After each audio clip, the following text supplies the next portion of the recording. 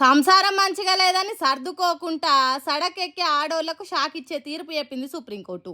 విడాకులు కావాలని కోర్టులకెక్కి అవి తీసుకున్నాక మొగుడు నుంచి భరణం కావాలని బాధ పెడితే బాగుండదని చెప్పింది. పని చేసేంత శక్తి ఉండి, సంపాదించేంత తెలివి ఉండి, దానికి సరిపోను చదువు ఉండి కూడా భర్త నుంచి భరణం కోరొద్దని ఖరాఖండిగా చెప్పింది. ముంబైలో పెండ్లైన 18 నెలలకే ఓ అక్క మొగం నుంచి ఇడిపోయిందట. ఇడిపోతే చెడిపోరు, ఇంకింత కలిసి వస్తుందనే ఆలోచనతోని భర్త నుంచి 12 కోట్ల రూపాయలు ఓ అందమైన అద్దాల ఇల్లు భరణం కింద భర్తీ ఇయ్యాలని అడిగిందట. దానికి సుప్రీంకోర్టు గట్టిగా సమాధానం చెప్పింది. పని చేసే వీలుండి, నౌకర్లు చేసేంత చదువులు చదివి, సంపాదించేంత సత్తా ఉండి భర్త నుంచి భరణం ఎట్లా అడుగుతున్నావు అన్నట్టు కోపడ్డదట. భర్త చేసే కొలువుల బాగా అడుగుతున్నావు, నువ్వెందుకు జాబ్ చేయవు అని అడిగిందట. ఏ రేటోళ్ళ మీద ఆధారపడకుండా హుందాగా బతికితే మంచిగా ఉంటుంది కదమ్మా అని అన్నదట.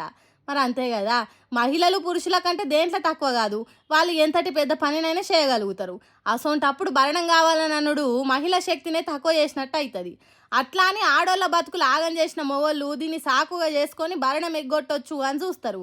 అట్లా కాకుండా కావాలనే పైసల కోసమే, భర్తలను తిప్పల పెట్టడు కోసమే పెద్ద చదువులు చదివిన ఆడోళ్ళు భరణం కావాలని పట్టుబట్టుడు మంచిది కాదన్నట్టు తీర్పు చెప్పింది సుప్రీంకోర్టు.